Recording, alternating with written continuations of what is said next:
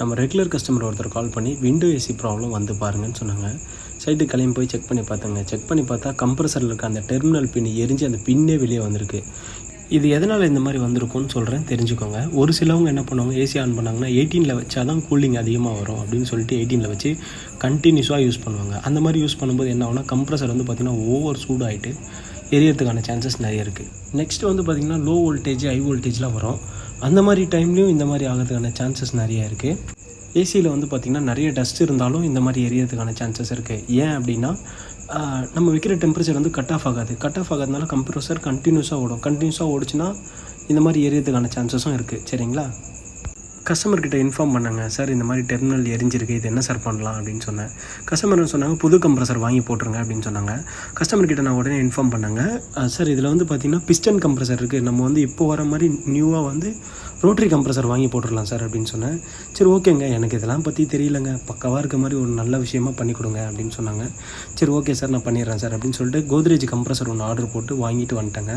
வாங்கிட்டு வந்துட்டு compressor open பண்ணி கம்ப்ரஸர் மாடல் நம்பரும் அந்த பாக்ஸில் இருக்க மாடல் நம்பரும் கரெக்டாக இருக்கான்னு செக் பண்ணேன். கரெக்டாக இருக்குங்க. கம்ப்ரஸர் தூக்கி மிஷினில் உட்கார வச்சு அந்த பேஸ் போல்ட் எல்லாமே மார்க் பண்ணுங்க. மார்க் பண்ணிவிட்டு ட்ரில்லிங் மிஷின் வச்சு அந்த பேஸ் போல்ட்டுக்கு 3 போல்ட்டையும் மார்க் பண்ணி ஹோல்ஸ் போட்டாங்க. ஹோல்ஸ் போட்டு முடிச்சுட்டு அந்த ஃபாஸ்ட்னர் செட்டோட போல்ட் வந்து பார்த்திங்கன்னா அதுதான் கொஞ்சம் லென்த்தாக இருக்கும். அந்த போல்ட்டை 4 போல்ட்டையும் அதில் போட்டு அதுக்கு வாஷர் போட்டு பக்காவாக டைட் வச்சாங்க. பக்காவாக டைட் வச்சுட்டு கம்ப்ரஸர் தூக்கி அதில் உட்கார வச்சாங்க. கம்ப்ரஸர் தூக்கி அதில் உட்கார வச்சோடனே பார்த்திங்கன்னா பக்காவாக சீட்டிங் ஆகிடுச்சு. அந்த கம்ப்ரஸரோட போல்ட் எல்லாமே போட்டு பக்காவாக டைட் பண்ணிட்டாங்க.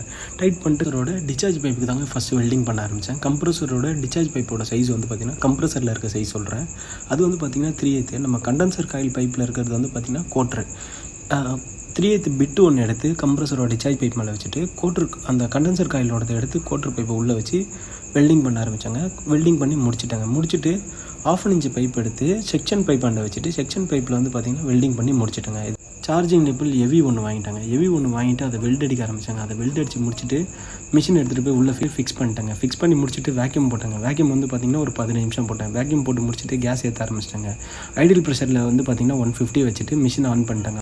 கேஸ் லெவல் பக்காவாக வச்சுட்டாங்க. பக்காவாக வச்சுட்டு மிஷினை வந்து பார்த்திங்கன்னா கூலிங் காயில் மட்டும் க்ளீன் பண்ணிட்டு உள்ளே தள்ளி எல்லாத்தையும் ஃபிக்ஸ் பண்ணிட்டு ஒரு 15 நிமிஷம் ஏசியை செக் பண்ணுங்கள். பக்காவாக கூலிங் வந்துருக்குங்க. இதுக்கு எவ்வளோ வாங்கியிருப்பேன் அப்படின்னு சொல்லி ஒரு கமெண்ட் மட்டும் பண்ணுங்கள்.